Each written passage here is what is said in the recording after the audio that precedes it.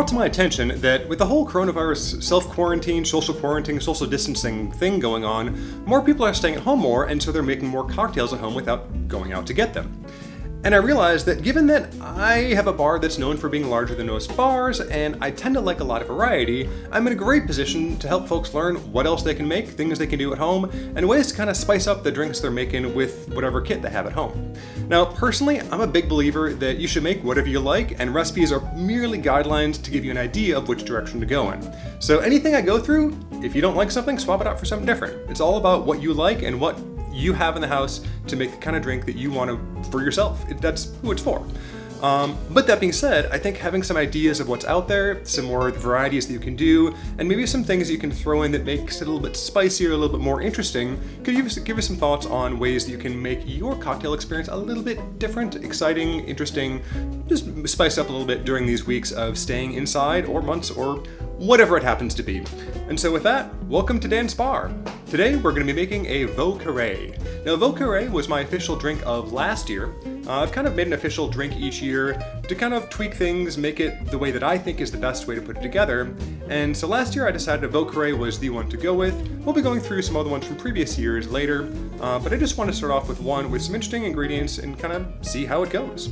So what we're going to be making is a drink called the Vieux Carre. It contains a Rye Whiskey, a Cognac, a Benedictine, and then a couple different types of bitters that are all put in a delightful little cocktail all together. So I'm going to be using a High West rye. High West is great. I've got maybe 5 or 6 of their different bottles. They've got a lot of different varieties, but they especially focus on some really, really good rye whiskeys. So what I've got here is a double rye, and we're going to be doing a 1 ounce, 1 ounce, 1 ounce, splash, splash, splash. And I got a hand little mixer that has the lines right on the top there, so you can see exactly how much you're pouring. Oh, and don't forget, got those cocktail shaker full of our hard water croutons. Gotta have that ice there to make sure everything is cold. Now I only have the bottom part of the shaker at this point in time because I don't really want to shake it and get the ice pieces up in the drink because that's going to give it more of a cloudy look. Today we're going to be using our super fancy long spoon that's way longer than necessary just to give us a little bit of coldness throughout the drink without having any impact on the color. Now that just broke the cork on the top of that bottle of cognac, so instead I'm going to swap it out for a different one. And we're back. Fear not, there's always another bottle you can use somewhere else in the house. So what we have here is a Napoleon Cognac from probably a long time ago. It's an old bottle, but so we're gonna go ahead and throw that in, another 1 ounce of the Cognac. The other bottle that I had was actually an Armagnac, and Armagnac is more of a single malt is to a blended scotch as an Armagnac is to a cognac in general.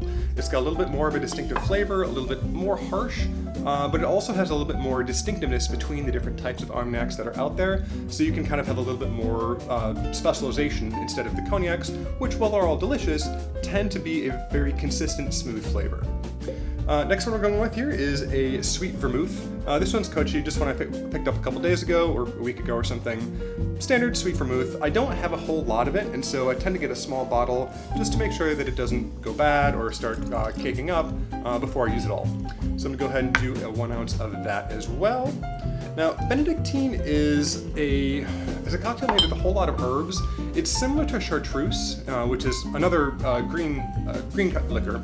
Benedictine has a little bit more sugar content, so when I take off the top here, you can see that there's a little bit of sugar right around the rim there. It gives a little bit more sweetness to the drink. It's a little bit less herbal, so there's more of a floral, kind of like it's more of like more of a fruity context to it. And we're just going to go ahead and put in a few drops of that. I tend to like Benedictine and chartreuse and all sorts of herbinesses, so I tend to bias a little bit more towards those. And as I said, make whatever you want in your cocktail. Next thing, we're just going to be doing some standard Angostura bitters. We'll do a dribble or 2 of those. And then we'll also be putting in some orange and fig bitters. This last one is purely based on whatever flavor profiles you want. This is from a crude small batch bitter place. I got a 6-pack of those for Christmas a few years back, and it's quite good because you can mix it up with different kinds of drinks. There's one that's a smoke and pepper, I think. And it really just kind of adds the ability to take a standard cocktail and make a little bit more interesting with different bitters without changing the core structure of that cocktail or any of the ingredients that are in it. So that's all we're going to be putting in. We got these 5 things we're throwing in. And we're going to be giving it a little stir in here.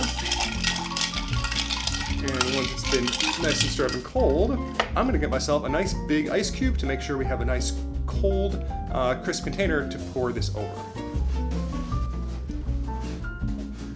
Now, because I'm very extra, I like to use not only cube ice, but also transparent ice. I've got a ice maker that it's a it's a long rectangle, then it freezes from the top down, and as it freezes, it's insulated on the outside, and so all the air bubbles are pushed down in the bottom half, so you end up with a top cube of clear ice and a bottom cube of very cloudy ice. Split it in half, you got your top cube, perfectly clear, large block of ice, just to make sure we got that nice little look right inside the glass.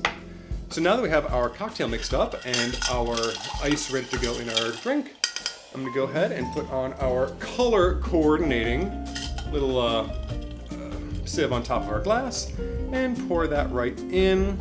Oh yeah, I've got the money down right here. Oh yeah, look at that. Got the nice color going on. Got to get your nice rocks glass just to make sure that it has the right appeal on top of everything else.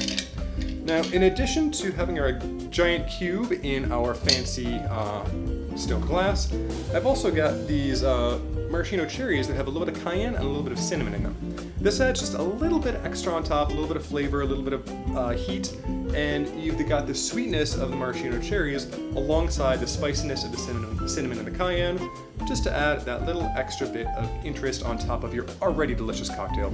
So we've got our cocktail, we've got our Vieux Carre. We'll be back with other videos to see what drinks we're going to be making next. But for now, enjoy your cocktail, and remember, tomorrow's Friday. Not that that means anything in quarantine, but hey, tomorrow's Friday anyway.